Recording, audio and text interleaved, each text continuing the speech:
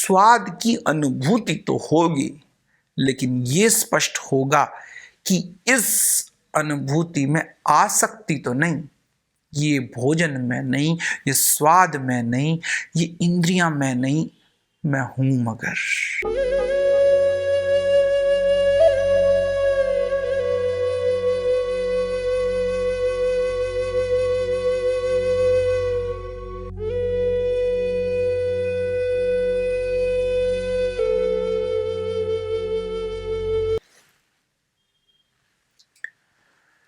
तो अन्नमय कोश के बारे में जो बड़ा स्पष्टता से जानने की कोशिश हम कर रहे हैं, विस्तृत रूप में अनेक से आयाम इन चक्रों के, इन शक्ति केंद्रों के, कुंडलिनी के और कोशों के, और ये बहुत कमाल की स्पष्टता देंगे आपकी आध्यात्मिक यात्रा में। उसी कड़ी में एक प्रश्न था कि कुपोषित अन्न में बड़ा खतरनाक, क्योंकि तारतम्य तोड़ दे। पोषित लेकिन आसक्त और भी खतरनाक, क्योंकि चेतना वहां ऐसी अटकी कि एक भयंकर कुचक्र में अटकी। यहां चेतना अन्न में पर अटकी और वहां कृत सारे इसी अटक की वजह से उभर रहे हैं, चल रहे हैं। तो फिर इससे मुक्त होने का क्या मार्ग है? इससे मुक्त होने के दो बड़े बड़े आसान मार्ग हैं। एक है होश, दूसरा है प्राणिक कंपनी, दूसरा है परोक्ष। वो अन्नमय का सीधा सीधा मार्ग नहीं है, वो प्राणमय से होते हुए अन्नमय को मुक्त करेगा या चेतना को अन्नमय से मुक्त करेगा। दूसरा मार्ग प्राण वाला। लेकिन पहला मार्ग है सीधा सीधा मार्ग, वो होश का मार्ग है। हमें जब भी कभी कोई कहता मिलता है, कोई ध्यानी या कोई कहीं से किसी से सुना, होश युक्त होकर जीवन जियो। ये होश युक्त होना क्या है? बड़ी सी इसमें ना समझियां हैं। क्या है ये होश युक्त होना? तो आज थोड़ा सा इसको अन्नमय के परिप्रेक्ष्य में समझने का प्रयास करते हैं। क्या है ये होश युक्त अवस्था की बात, जिसे बहुत से मनीषी, विशेषकर आपने सुना हो, बुद्ध बहुत सी बातों में कहते थे। एक बड़ी अच्छी कहानी कि बुद्ध एक बार कुछ प्याले में कुछ द्रव्य उस वक्त ग्रहण कर रहे थे, तो अचानक से कोई व्यक्ति उनके पास आ गया और उससे बातचीत हो गई। अब वो समय बीत गया और वो द्रव्य पूरा हुआ, समझे कोई पेय होगा। लेकिन अब जब वो समय बीत गया तो खुद को ध्यान आता है कि ये क्या, मैं तो होश की यात्रा। ये उस समय की बात जब कि वो साधना में आतुर थे, होश की यात्रा में आतुर थे। तो उन्होंने फिर दोबारा से वो प्याला भरा उस व्यक्ति के जाने के बाद, और फिर उसके बाद फिर से उस प्याले में उस पेय को डाल के होश युक्त होकर पिया। तो इस प्रकार से होश युक्त होके कृत करने को उन्होंने बड़ा बड़ा जोर दिया। आज भी उस पेय, आज जापान के बहुत से स्थानों पर चाय के ऊपर ध्यान की विधि है कि कैसे होश युक्त होकर चाय पी जाए। लेकिन अब ये होश युक्त अवस्था क्या है, समझें इसको।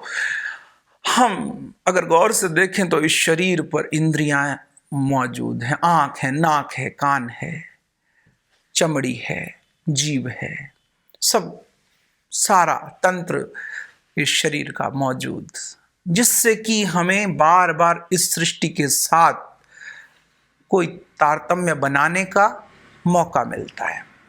अब आपके समक्ष भोजन आता है। भोजन करते वक्त होश की अवस्था से आप जाने कैसे अन्नमय कोश अटकाता है और होश उसे मुक्त करेगा। अब भोजन आप करते वक्त यदि बहुत बहुत रस में आसक्त होके टेस्ट बड्स में डूब गए, तो फिर कल को वो टेस्ट आपके लिए दीवानगी, आपके लिए मोहजाल पैदा कर देगा। आपकी अटक अब उस स्वाद में हो गई। अब कल भी आपको वही स्वाद चाहिए, कम से कम वो चाहिए, हो सकता है उससे अधिक भी चाहिए हो, परसों फिर दोबारा वो स्वाद या उससे भी बढ़िया स्वाद चाहिए। ये हुई अन्नमय की अटक। अब आप कुछ भी करेंगे उस स्वाद को पाने के लिए, आपको हो सकता है कि बहुत कुछ गलत करना पड़े जिससे कि फिर दोबारा वो स्वाद आपको मिल जाए। एक बार के लिए वो स्वाद आपने बड़ा महंगा कहीं से चखा, लेकिन फिर आपको वही स्वाद चाहिए, तो इस बार आपको आपकी सारी अब कर्मों की यात्रा उस स्वाद पर आसक्त और केंद्रित हो चुकी है। ये हुई अन्नमय कोश पे अटक की अवस्था, ये हुई मोहित अवस्था। इसी को कृष्ण ने कहा योग माया। ये योग माया शब्द भी कमाल का।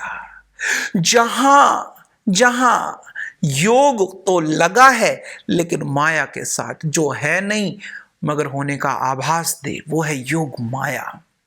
तो फिर अब होश युक्त होकर देखा, जीभ पर मौजूद टेस्ट बड्स ने भोजन के एक स्वाद की अनुभूति दी, और होश युक्त होके भोजन करने वाला देखे कि ये भोजन हो रहा है मुझसे।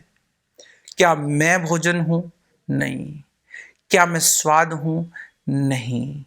क्या मैं इंद्रियां हूं? नहीं। तो इस घटनाक्रम को पूर्ण होश के साथ होते हुए देखे, स्वाद की अनुभूति निश्चित रूप से होगी। आप होश युक्त होकर भोजन करेंगे तो ऐसा नहीं कि आप उस भोजन को बेस्वादा कर दें या फिर आपके लिए स्वाद कोई मायने ही ना रखे। नहीं, स्वाद की अनुभूति तो होगी, लेकिन यह स्पष्ट होगा कि इस अनुभूति में आसक्ति तो नहीं। ये भोजन में नहीं, ये स्वाद में नहीं, ये इंद्रियां में नहीं, मैं हूं मगर। इस होश के साथ आपने एक छोटा सा कृत किया, आपने सिर्फ भोजन ग्रहण किया।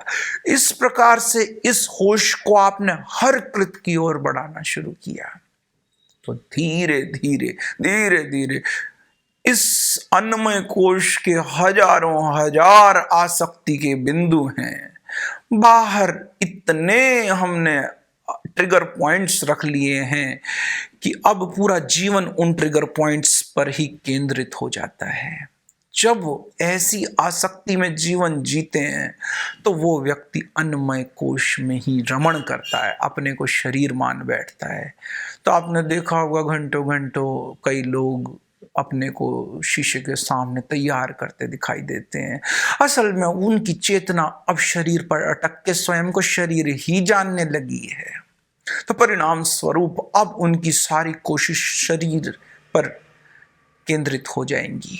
उसे रंग देना, उसे रूप देना, उसकी तारीफ सुन लेना, उससे अनुभूतियां प्राप्त कर लेना हर प्रकार की। तो अनासक्त अन्नमय से होने के लिए होश युक्त होके एक निरंतर होश कि मैं क्या नहीं हूं, एक गार्ड भी बिठाना होगा जो बार बार ये खबर दे कौन सी इंद्री धोखा तो नहीं दे गई, कौन सी इंद्री धोखा तो नहीं दे गई।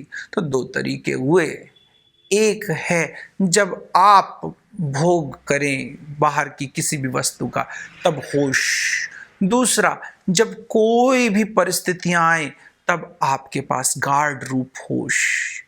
तो ये होश का विस्तार है।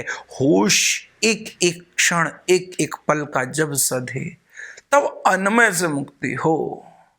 फिर इस चक्र मूलाधार से भी मुक्त हो जाएगी चेतना। चेतना फिर स्वतः ही इस चक्र को छोड़ उठ जाएगी ऊपर, मानो एक ऐसी तप अग्नि हुई जिसने अन्नमय से चेतना को उठा दिया। मानो चेतना अब उस चक्र, उस कोश पर केंद्रित थी। कोश से मुक्त होते ही चक्र को धक्का लगा। तो असल बहुत से ध्यानियों को कभी कभी अनुभव होता है कि उन्हें कुछ अजीबोगरीब अनुभव होता है।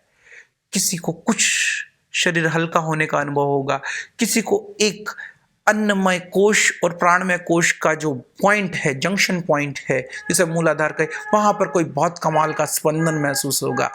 ये सब जंक्शन के अनुभव होंगे।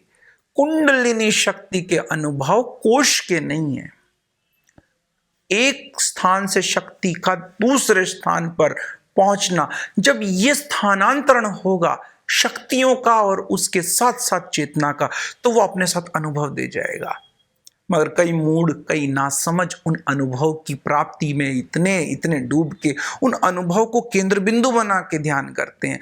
वो ना समझिए। आप होश को ठीक ठीक समझ के अन्नमय की ये एक पद्धति है, ये एक तरीका है साधना का, ये करें। इससे संभवतः आप अन्नमय पर विजय प्राप्त कर लें। और फिर अन्नमय का इस्तेमाल होगा, मगर आप राजा होंगे। आप फिर अन्नमय के गुलाम नहीं होंगे। अन्नमय से मुक्ति का यह अर्थ नहीं अब अन्नमय काम करना बंद कर देगा, नहीं। अन्नमय काम करेगा, अन्नमय ठीक ठीक काम करेगा। अव्वल तो कहा जाए तभी ठीक ठीक काम करेगा, लेकिन आप मुक्त हो जाएंगे। अब आप अनासक्त हो जाएंगे।